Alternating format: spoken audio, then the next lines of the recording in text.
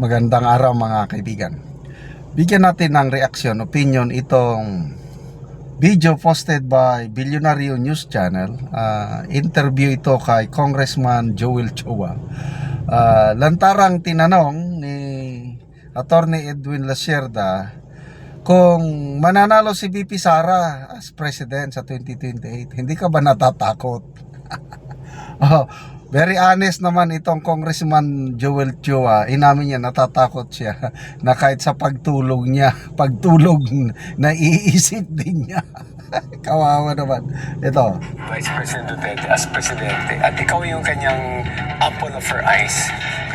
Aren't you worried of a political and personal backlash on you? Well, in what way? Matatalo? Paano? We don't know. It can be physical threat. You know, the fact that she can threaten the president can only mean that she can even threaten a congressman. Well, that is occupational hazard. And you're prepared for that? Prepare for that.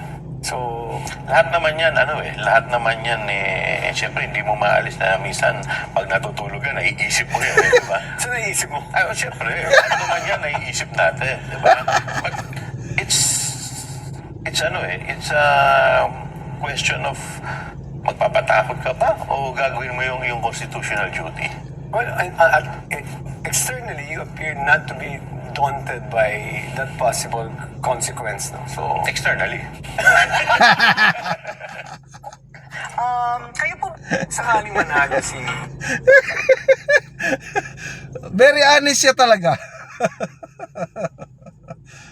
Yes. Externally, handa ko niyan. Externally, yes, parang hindi ako nawabahala. But internally, pagtulog, ang galing naman mag-interview itong si Atty. Lasierda. BP, kaya nga niyang i-threaten ng presidente. Tatlo ang kanyang... Pag may mangyari sa akin, bante kayo, mayroon na akong nakontak na maggurgor. Tatlo, presidente, first lady, speaker. Sige, tingnan natin. Yes, maldita nga, sabi ni Tatay Digong, bantayan niyo yung babae niya, maldita yan. Napatunayan niya nga yung, siguro itong si Congressman Joel Chua, alam niya, napanood niya yung sinapal, sinuntok, anong klaseng yun, yung sheriff, ano talaga yun, viral yun, ang ganda pag kampanyahan na sa 2028, magandang ipalabas yun. Kung ako ang campaign manager o campaign strategist ni VP Sara, ilalabas ko yun.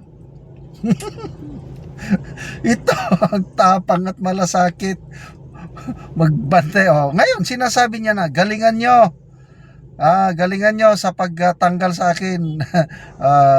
Pag impeach, kasi kung hindi uubusin ko kayo. And talagang tama si Congressman Toby Chanco na pag manalo si VP Sara, kayong mga may maleta, hindi nyo maaariglo si VP Sara 1,000,000%. No, may nabasa akong post kanina. Ito pa lang si Congressman Chanco, meron siyang sinabi na may mga congressman na daw na nakatanggap ng bribe. Maleta ba yan o yung incentive, pundo, para i-impeach si VP Sara para pipirmahan, para mag-endorse ba? Umalma itong si Congressman Jude Asidre. There is no bribe, sabi niya. Hindi yan totoo. Kung totoo ang sinasabi ni Congressman Toby Chanco, maglatag siya ng ebidensya or kaya magsampa siya ng kaso. Ay, wala na, bata ka pa, Asidre. Itong si Chanco, veterano na ito. Hindi yan wais yan. So, yung report nga ng politico.com na may nag-birthday daw na isang kongresista, mataas, hindi ko na lang pangalan, nag-birthday sa Indonesia.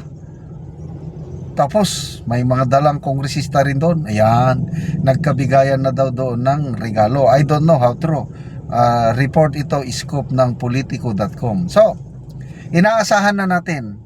Huwag na tayong magtaka, kaya bilisan nila ang hearing sa Kamara kahit recess. Tuloy pa rin ang hearing kasi talagang i-impeach na nila si BP Sara. So, pag resume ng session ng Kongreso o Senado after May, ayun na, impeachment trial na. So, ayan na, makakapanood na tayo ng bloodbath. So, maglalabasan na ng ebidensya. Kaya lang, ang maganda itong hearing, magsimula ngayong March 25, April, ganyan. Ang isang political analyst ay mapapahiya ang mga kongresista. Kasi mag-hearing sila, wala silang ebidensyang maipakita. Puros lang. May napanood akong interview kay Dilima. O anong mga ebidensyang hawak nyo? Hindi, yung COA report. COA report nga. Anong nakalagay sa COA report? Notice of disallowance.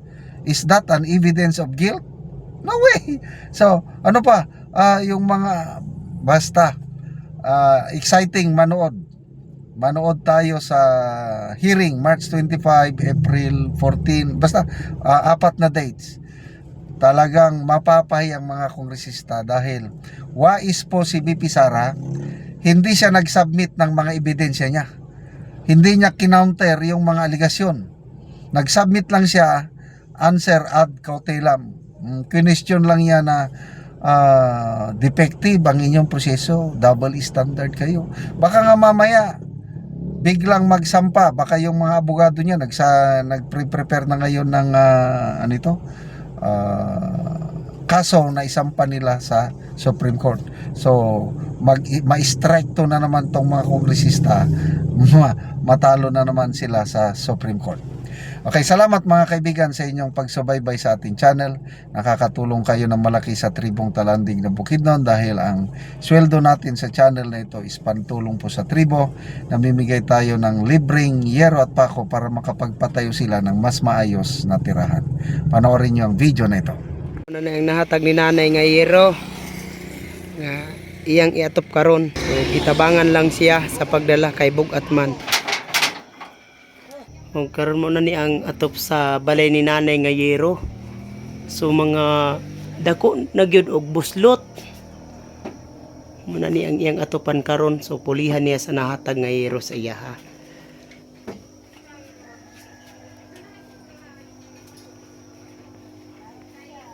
So mga karaan na gid kayo nga yero.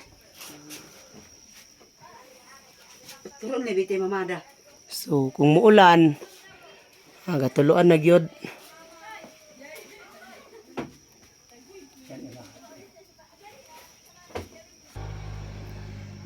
So gipang isklastipan lang gani ang uban.